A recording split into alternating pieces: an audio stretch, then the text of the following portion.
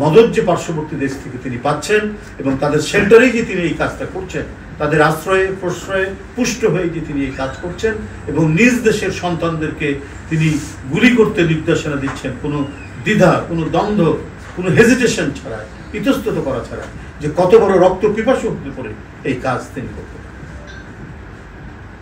এই অবস্থা তিনি করতে পারেন। ইনুর সাথে তিনি কথা বলছেন এবং এই প্ল্যানিংটা করা হয়েছে একেবারেই, মানে আজকের যে বিষয়টি গণমাধ্যমে এসছে তাতে মনে হচ্ছে শেখ হাসিনা তার নিজস্ব লোক, তার দিয়ে তিনি প্ল্যানিংটা করেছেন, তিনি নির্দেশনাটা দিয়েছেন এবং ফিল্ডে বাস্তবায়নের জন্য নির্দেশ তিনি দিচ্ছেন হাসানুল হক ইনুকে, এবং মূল কাজটা করছেন হচ্ছে তাপস, ব্যারিস্টার তাপস, যিনি দক্ষিণের মেয়র করা হয়েছিল প্রায় বিনা ভোটে। অর্থাৎ এদের কাছে দেশ, এদের কাছে জাতি, এদের কাছে দেশের মানুষ, এদেশের মানে কচি শিশু সন্তান সহ কারো কোনো দাম নেই। দাম হচ্ছে যেভাবে ক্ষমতা ধরে রাখতে হবে এবং একটি দেশের শুধু সমর্থন নিয়েই তারা এটা করতে চেয়েছে। অর্থাৎ বাংলাদেশকে একটি তাবেদার রাষ্ট্র পরিণত করার জন্য, গোলামী রাষ্ট্রে পরিণত করার জন্য, গোলাম বানানোর জন্য শেখ হাসিনা যা কিছু করা দরকার তাই করেছে।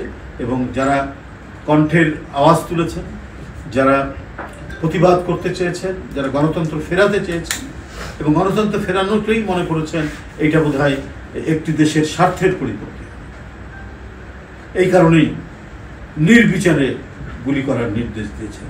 যদি মানে ল্যান্ড থেকে ল্যান্ডে, মানে আন্দোলন তো হচ্ছে মাটির উপরে, ঢাকা শহরে, সারা বাংলাদেশে, সুতরাং যদি সম্ভব না হয় মাটির উপর দাঁড়িয়ে, তাহলে আকাশ থেকে গুলি করার তিনি নির্দেশ দিচ্ছেন, অর্থাৎ হেলিকপ্টারে গুলি করার নির্দেশ দিচ্ছেন এবং হেলিকপ্টার থেকে গুলি করা হয়েছে।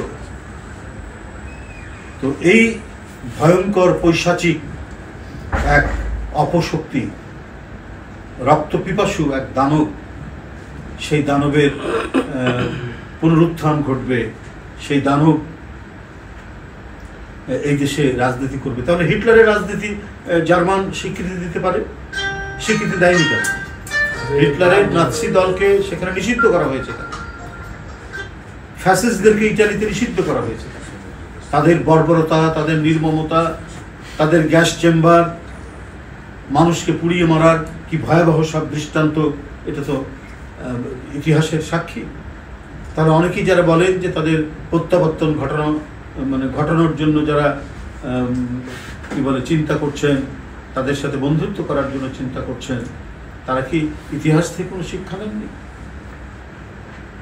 আমাদের দেশে একটি রাজনৈতিক দল, ইসলামপন্থী একটি রাজনৈতিক দল, বরাবরই আমার মনে হচ্ছে আওয়ামী লীগকে সন্তুষ্ট করার জন্য তারা এদেশে রাজনীতি করার সুযোগ পেয়েছেন। শহীদ জিয়ার, তাদের মানে শহীদ জিয়ার কাছ থেকে তারা সুযোগ পেয়েছে। তাদের নিষিদ্ধ দল ছিল, শহীদ জিয়া তাদেরকে রাজনীতি করার সুযোগ দিয়েছে, কিন্তু এমন কোনো তাদের মিটিং নাই, এমন কোনো তাদের কর্মসূচি নাই যে তারা স্বাধীনতার ঘোষক শহীদ রাষ্ট্রপতি জিয়াউর রহমানকে সমর্থন করেনি এবং মানে তীব্র ভাষায় সমর্থন করেনি। এরপরে আমরা দেখেছি প্রতিটি ঘটনায় তারা আওয়ামী লীগের সাথে, আওয়ামী লীগের সিদ্ধান্তের সাথে এক হয়ে তারা কাজ করেছেন। ৮৬ নির্বাচনে যাওয়া, সেটাও তারা আওয়ামী লীগ নির্বাচনে গেছে, মানুষকে প্রতিশ্রুতি দিয়েছে এক, কাজ করেছে আরেক। ঠিক একইভাবে তারাও করছে এই ইসলামপন্থ জামাত ইসলাম।